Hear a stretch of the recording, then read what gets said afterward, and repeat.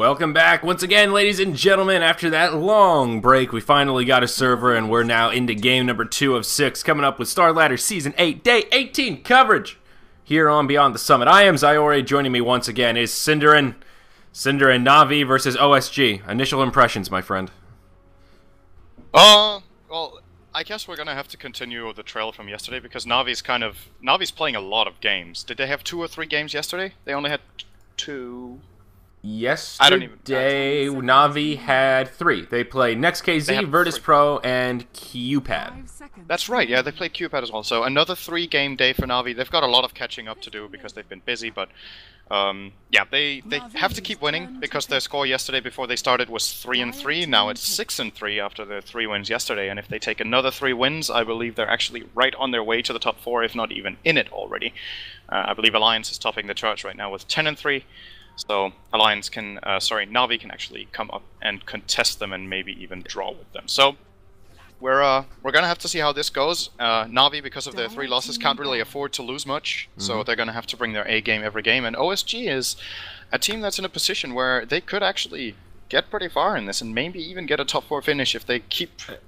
If they get some momentum and get rolling. This is a team that has had some wins and had some losses, and it's been a little bit unpredictable exactly what happens. Unfortunately for them, they're playing with 2 stand-ins today, but it's a team that can get rolling. This stand-in situation is actually a bit interesting because OSG have been semi-stable. They are sitting 4-5 right now in the round robin, but you'll recognize a couple of those names. Ink Visitor is from Aspera, who have completely disbanded. They have forfeited out of Starladder, and they're standing Krilly, of course, the staple member of Popular Team, 4 Friends and Krilly, who have also disbanded in the middle of this Starladder round robin. And Stompa has been sort of a consistent stand-in. He's played with the Aspera guys a bit. He's stood in for 4FC. So OSG sort of becoming the combination of the now disbanded Aspera 4FC to join Big Num and Chomi. Ink Visitor was not on their team, was a stand-in when we last saw OSG, and now he is tagged up. So CIS region continuing to shuffle those teams around, but recognizable names here, Cinderin. Should be interesting to see how these 5 players play in harmony on the side of OSG. Definitely looking forward to that, and I like their picks so far as well. I think this is great synergy. I love seeing Clockwork together with Pugna, because the way Clockwork works in team fights is that you hook in on someone and start the fight. So you force the enemy team to either sacrifice the hero who gets caught, or of course if they have 4 steps they can start trying to make a little bit of plays around it, but the guy who gets caught is in essence generally going to be in a hell of a lot of trouble.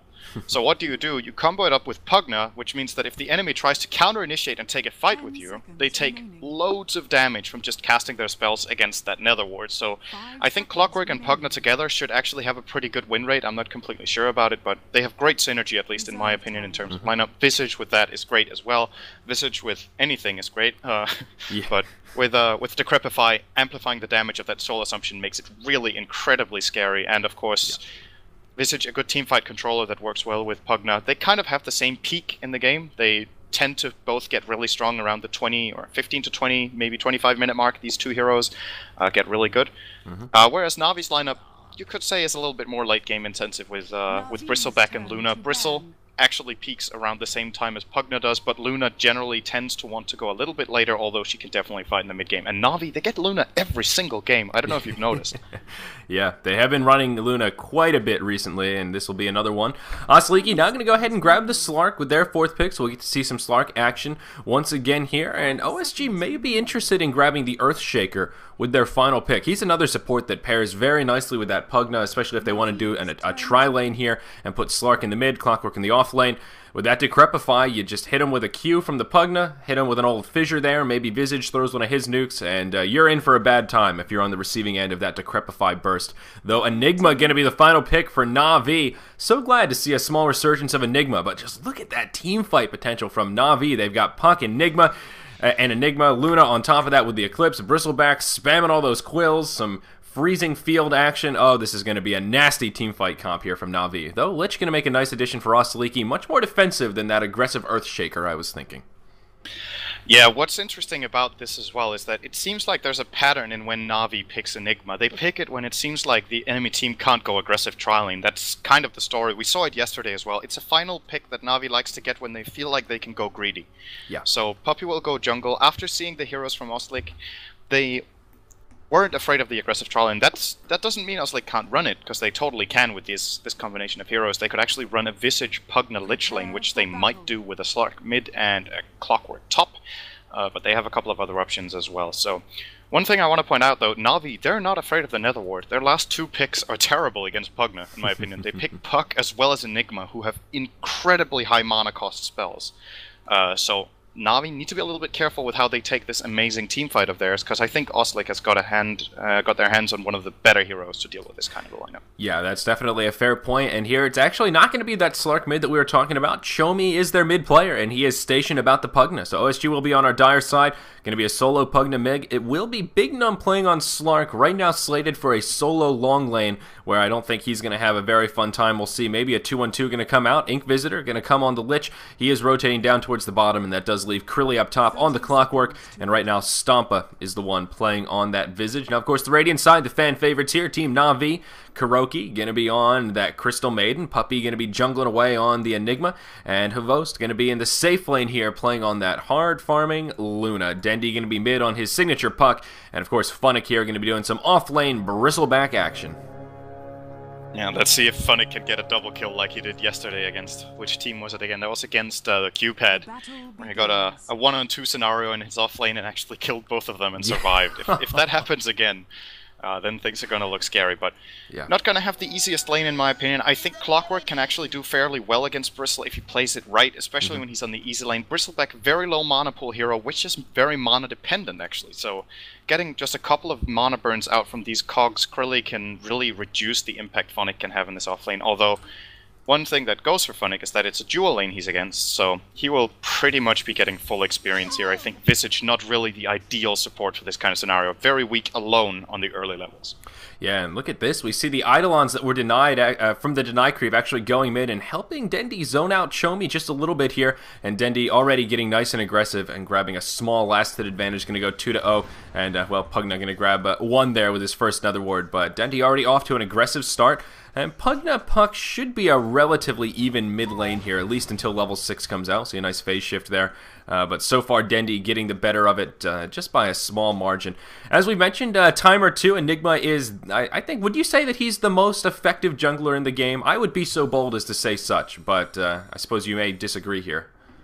I think Puppy himself says that the fastest jungler in the game is Enchantress, but it requires a couple of things to happen, and I'm actually not sure after the camps got swapped around so that the medium camp is where the small camp used to be and vice versa, then I'm not completely sure about it. But yeah. Enigma, in terms of leveling, definitely top 3, probably tied with Enchantress/Chen, as I believe Bad Rider kind of got worse at jungling in the new version. He used to be very fast as well, but Enigma, totally one of the better ones, and he has space for it as well. I don't think Havost will be needing much help down here. He's going to lose some farm because he's against the lane with Lich. That's just the way it goes, but Maiden Luna can, in my opinion, totally fight a Slark Lich lane on their own, and that means Puppy won't have to feel any sort of pressure and can really power level here in the jungle. Yeah, Havost is off to a surprisingly slow start. He's only 2-0 in last hits and actually just missed a couple right there. I mean, Big Num is in the lane sort of contesting, but there's only so much a level 2 Slark can do to contest the farm of Luna. Right now, Big Num actually just having a huge last hit advantage. Seems to be faring much better. He is 6-3, so denying pretty heavy. And of course, Lich sacrificing those creeps has slowed it down quite a bit. Puppy will grab a haste rune here and does harass back the Lich, but not going to pursue for a kill. Only level 2, so that stun doesn't do too much. And I'm going to ask you this here, Cinder. I'll give you a chance first. How do you pronounce Enigma's stun, his Q ability? Malefice. Malefice. I say Malphite, and I don't think that's right. Malefice. I'll find out how it's pronounced. Malefice. I think you're correct. Right away. And Havost going to be in some trouble down here. Pounce forward from the Slark. Will connect with the leash. Lich going to come in with the nuke, and now they're going to try and turn it around onto Slark. Oh, Havost going to step way too far forward. Lich going to be the one to grab the first blood. Crystal Maiden will be able to use a Crystal Nova to finish off Big Num to make it a 1-for-1. But the 2 carries go down. Kuroki going to make it a 2-for-1. Does get the double kill as he chases down the Lich. That 280 movement speed going to be just enough to catch up to that Lich. I don't know how he caught him there. I thought Lich has such a movement speed advantage. I thought he'd be able to make it out, but I guess Kuroki just able to make it happen with that last Frostbite. Now Kuroki maybe hanging around a bit too long. Big Num going to come in. Now Havost going to be back in the action. Will throw a Lucent Beam. The pounce backwards will force back the Slark, and he's going to have to use that solve. So a very back and forth exchange, but obviously Na'Vi getting the better of it is a 2-for-1, though OSG did grab the Bloodlust gold. Or first blood gold, rather. We have to keep in mind that the way this game is going, if Na'Vi gets a good start, they should have an economic advantage by having Enigma in the jungle. Yes. Since OSG are running 2 lane supports, and I'm not sure exactly how much pulling Stomper is getting done top, he's actually level 3.5, so I think he's getting some pulls and some lane experience from Krilly as well. So he's getting his part, but Lich will obviously give you an advantage in golden experience in the start because of sacrifice, but I still don't think it evens out with how much an Enigma can provide you from that jungle position. So the fact that a team that's running dual lanes with Lich is already starting to trail on golden experience is not good, because this is where Lich wants to give your team some sort of an advantage early on. And what he's managed to do is keep Havost's farm low, but unfortunately Slark isn't getting too much either. There's only one last hit separating them, 6 denies, so that's all good for OSG. At least Havost isn't leveling too fast, but farm-wise, they're looking pretty good still, Na'Vi, on their lanes, and Funnick is getting a lot of experience in the off-lane as well. Yeah, he seems to be doing quite well. He is sitting level 3 already. Oh, actually, almost level 4. Krilly going to poke forward, though. He is going to catch Funnick in the cogs. Is he going to use a battery assault? Indeed he does, but there's plenty of creeps nearby that'll absorb some of the damage, and Funnick going to survive, but just barely. Look at the lag! The rocket flare comes in, and it's just sitting on the ground here. That's... oh, God. Oh, no. Oh, I knew something was weird. That flare is on the ground, and it's just sitting there. It hasn't exploded yet. And that might actually be enough to finish off Funnick. Let's see, what level is the flare? It is only level 1, 80 damage. It's going to be close. I'm still in the game. We see OSG still have 4 members, but... oh, no. Funnick may luck out here. He may have had enough time to walk away from it, and that rocket's actually going to miss. This is sort of an interesting freeze screen we've got here. I can't reconnect, I think. Yeah, I'm going to hold steady that we may have to rehost here. Puppy has reconnected, so... it looks like there could still be hope. But if you don't find any avail, maybe a quick DotA reset may help. Everyone else is reconnecting here. Okay, I think... yeah, there you go. There we go. All right, you're back in it. So, yeah, if you look at the top lane, though, look at that rocket. You usually don't see the little rocket just sitting on the ground like that.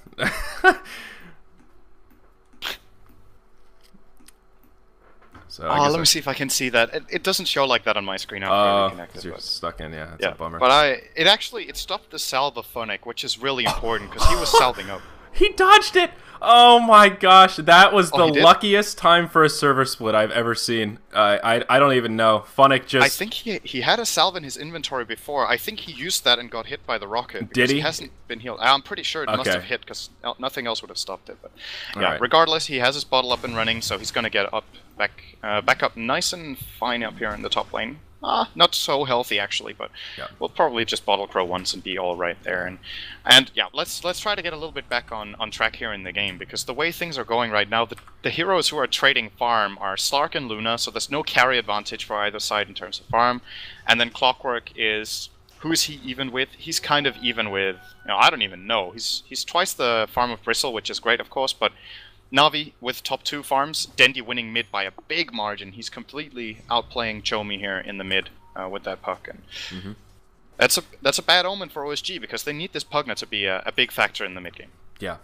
Puck is getting the better of him, actually about doubling his last hits right here, though. Pugna is at least getting experience. He is close to level 6. Dendi with an obvious experience advantage here. I was just going to say, with that Dream Coil out, this is where things can get a little bit scary. Dendi is going to hop forward.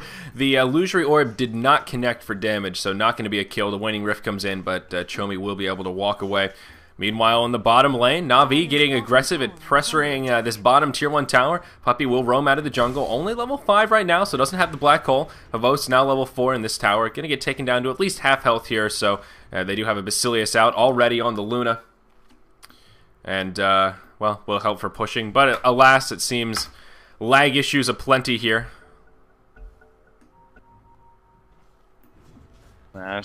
At least it was just a short issue this time. Doesn't look like anyone got disconnected or anything. So it might be a little bit of a server hiccup, but it's starting to look better right now. I want to have your opinion on this, because it's something I noticed Loda did in the last game as well. Bristlebacks are not getting nasal goo before they have maxed Quill Spray and 2 points in their Bristleback. Now, we often see players getting 1 point in goo at level 4 when you have 1 point in Bristleback and 2 in the Quill. Yep. Maybe I shouldn't actually be talking We'll about go back to it here. We are going to damage. see it engage down in the bottom. Looks like it'll be a 2-0 in favor of Na'Vi. They're able to finish off the Lich, and Clockwork just kind of wander his way over. It was sort of strange positioning as that tower fell. I thought OSG would be certainly just ready to retreat following that tower falling, but now that they've conceded 2 deaths, Na'Vi going to feel safe just pressuring forward here. They've got 6 Eidolons out, and of course they do have that Bass Ring still. No glyph available. They did burn it already, and they're at least going to get half damage on this tier 2 tower down to the bottom, all the while on the top lane. No way. He's going to survive. He sips the bottle. He had a double damage rune. Wow. Excellent. I missed that top kill looking at bottom, but well played by Funnick to grab us kill. Again, this long lane Bristleback, pretty potent when Funnick's the one in charge of that Bristleback. This is now back-to-back games, basically, we've seen him pick up kills in a lane where he is just completely outnumbered. Yeah. I think we have a little bit of time now, because it looks like the heroes are falling back. So once again, let me raise my question from before. What do you think about Bristleback not getting Nasal Goo early on? He was able to pick up this solo kill regardless, but I just feel like this 1 point into Nasal Goo does so much for you. It's a 20% slow on first cast, and it lasts for so long and stacks up your Warpath. But right now, Funnick doesn't have it available, so stacking up Warpath is a lot harder, because you only have 1 active spell to do it with.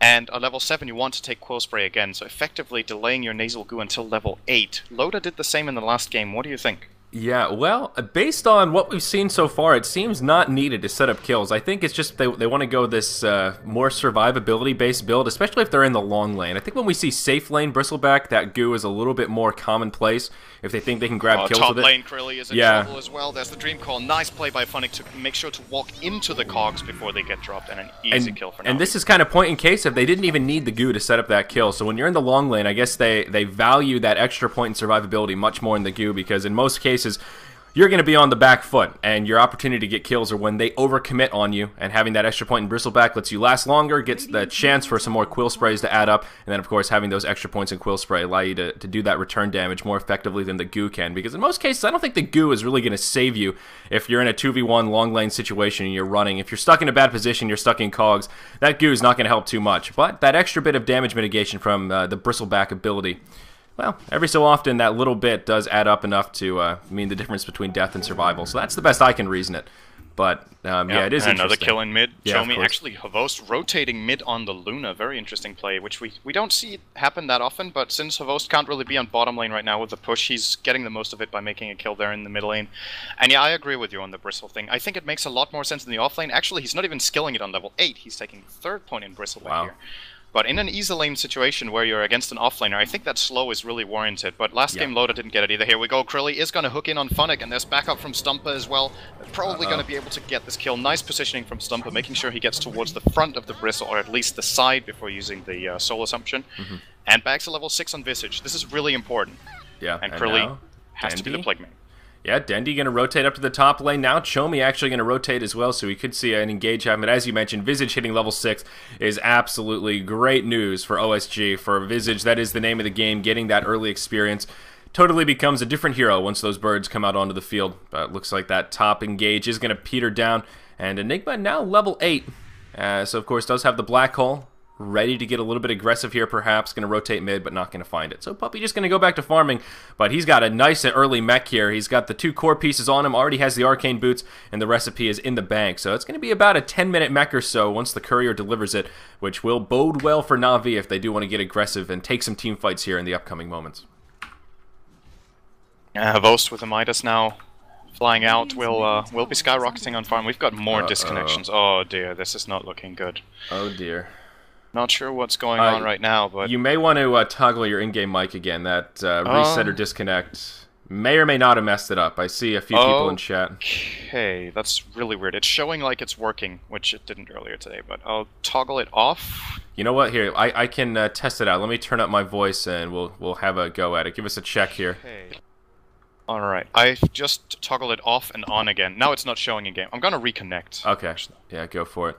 I think that's the best thing. I heard you at first, and then it disappeared, so kind of strange. And they'll resume, but very odd. Crazy here, yeah. So they aren't waiting for me. No, those dogs. All right, looks good now. Okay, there we go. Odd issues happening on the Dota network today. When I logged in this morning, I did not have Dota network. Then I reset Steam, and my network came back magically. So I don't know what that was all about, but weird things happening in the Dota universe.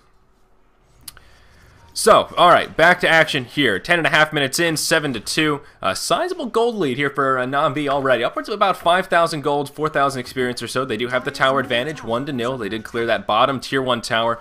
It is always a little bit disorienting when these pauses come out. I seem to forget sort of what's happened. But in the mid, this tier 1 tower taking some heavy pressure, some Eidolons as well as an illusion rune on the puck will make for pretty easy tower pushing. But up in the top lane, Krilly going to do a short range hookshot onto the Crystal Maiden. Visage going to be there. That's going to be a dead Kuroki. Not much you could have done there. Visage going to have a good bit of burst as those familiars were nearby. Now Puppey and Havost going to rotate in and we'll see a team fight transpire. Visage going to take a lot, will fall to the Wrath of Havost. The Eclipse comes out and that'll be the end of the clockwork as well. A solo black hole on Big Num. Of course that is the Slark. Not going to be enough for the kill though. The follow-up damage just won't be there. And Slark will be able to pounce to survival. The mech has been arrived and well, now they may continue on. In the mid, Puck did pick up a kill onto the Lich while all that was happening up top. So Na'Vi getting a multifaceted victory here in a 3-for-0 exchange. Oh, Dendi going to grab the Courier as well. That was just an example of poor micro right there.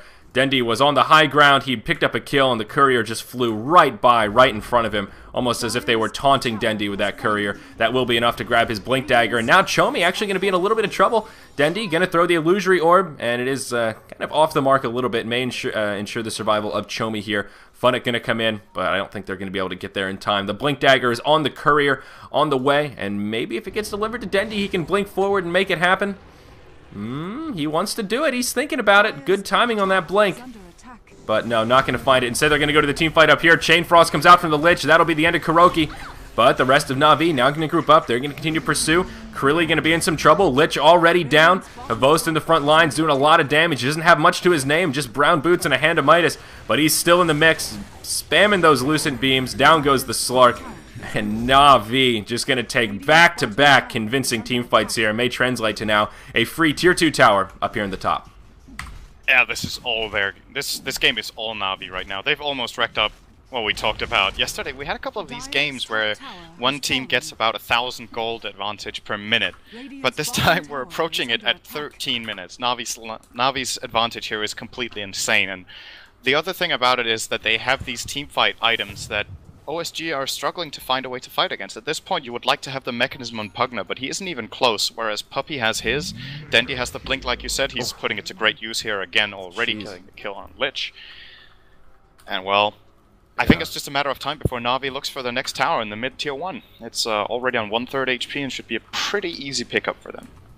Yeah, it really should be. Looking at that net worth chart, quite scary. Crystal Maiden, the only one on par with OSG. Other than that, the top 4 farmers in the game are just a hop and a skip ahead of everyone on OSG by a pretty big margin. That is a scary-looking bar graph, to say the least. So, Na'Vi definitely in great shape here. And interestingly enough, Havost has been able to stay very active in these last few team fights, despite having very few items to his name. We did see a hookshot in the mid off the mark. Dendi, with the double damage rune, does hop forward, and that'll be the end of the Lich. Looks like they want Kuroki. Here. Oh, no. Lag. He was just standing still behind the tier 1 tower there. Oh, no. I can't use spells. Oh, dear. Oh, this time Vlad even disconnects. Yeah. Losing out almost everyone. Well, we're still in the game, so everything is alright. Yeah, obviously some serious server issues here. Can't use spells, 75% packet loss, no good, but yeah, one of these situations where Na'Vi have such a lead here, if server issues continue, OSG may be tempted to tap out before too long. We're not quite at that point of no return yet, but Na'Vi with a very sizable lead here. And again, Havost, he still doesn't have many items. Once he starts using this gold, he's got 3K in the bank. Once he starts buying items, I mean, even power treads will be a step in the right direction. I think OSG are going to be hard-pressed to deal with this Luna, because all in all, they actually don't have much crowd control. They've got the Pounce Leash, they've got some slows from the Lich and the Visage, but they don't really have any true stuns, which is one problem with the draft that they've worked out for themselves here. Yeah, and apart from that, they have a really mid-game oriented lineup like we talked about. At about 20 to 25 is when they would like to hit their stride, but there's absolutely no way they're going to do that in this game with the kind of disadvantage they have. So the problem is they've kind of picked an all-in strategy, and they've lost, yeah, that's right. Hey, I'm Danish. They've lost in the stage of the game when they should be winning, right? So what's the comeback plan if you're OSG right now? I feel like they've played their chance and it didn't work, and now where do you go from here? You can't play a late-game solo core Slark against a Luna, Bristleback, and Enigma. It's it's really looking grim for them. What they need right now, they need to try to fight. I would say if OSG does anything else than trying to 5-man right now, they're making a mistake. Try to fight, put the Pugna ward, hope for a great fight, hope for some good spells and a mistake from Na'Vi, else you're not coming back in this game. Yeah, and part of the issue with this Slark is that he just doesn't have much to his name. He's got Power Treads, Orb of Venom, and a Bracer. I mean, he's got a Stout Shield as well as a Magic Wand, but really not too much, and Slark is that snowball hero that really needs to have a good start if he can pick up some kills. That's great, yeah. Get 2 as well, yep. Caught that one. Oh, man. Easy kills. Easy peasy. Oh, Dendy gonna be maybe grabbing a Dagon here. Has himself that Staff of Wizardry. Started with the Null Talisman. I think it very well will be a Dagon puck coming up, as Dendy is sitting 7-1-2, and his only death was following that bit of lag as he was just AFK behind that Tier 1 tower. Havos gonna have an interesting Eclipse there. We'll get a couple of beams off on the Clockwork, but ultimately just going to obliterate the creep wave. Not to worry though, Na'Vi gonna come around the side and they will finish off Clockwork after that sloppy Eclipse. Now Puppy acting like he's on the back foot, will turn and gonna burn a black hole. It is gonna cost him his life, but they do secure the kill on Big Num as Kuroki burns the freezing field. Havos comes in, and that's gonna be the end of the Visage, and Slark ends up being a 1 for 3, and Bristleback all by his lonesome gonna be able to grab a kill on the Pugna, and looks like the GG comes out. Another pause, maybe a bit of lag issue, but that's gonna be it. GG, well played, come out from OSG, and I think very well timed. Na'Vi breaching that 1K per minute, and gonna take a convincing win here for game 2 of 6. Yeah, and if you watched that last fight, the Black Hole from Puppy, this might be one of the hardest things to learn when you're a new player in this game playing against Visage. Like, what works on birds is completely random. You just really don't know what works on the familiars. But Black Hole does. And Puppy knows this and drops a really good Black Hole there in the end. One of the few abilities that work, and it's seemingly a little bit random what actually does work. But Black Hole goes through and holds the familiars in place, so Stomp couldn't drop them, couldn't get Puppy down in time, and very nice little detail there coming out from Puppy and Kuroki, you could say, in that last fight. And, yeah, Na'Vi just completely dominant in this game. I think this is the shortest game we've had so far. And some of that could have been influenced by the lag issues as well. Maybe OSG would have hung in there if it was more of a fun game, but when you have lag issues, 70% packet loss, that kind of stuff, it's not even fun, it's just frustrating, so not surprised to see him tap out. Still a noble effort, plenty more Na'Vi action coming your way here, folks. They've got 2 more games before we move into the SSD 5th and 6th matches of the day. We're a third of the way done, but plenty more Dota coming your way here on Day 18 of Starladder Season 8. Thank you for joining us on Beyond the Summit. I am Zyori. With me once again is Synderin. Stay tuned, folks, because we will be back after this short break.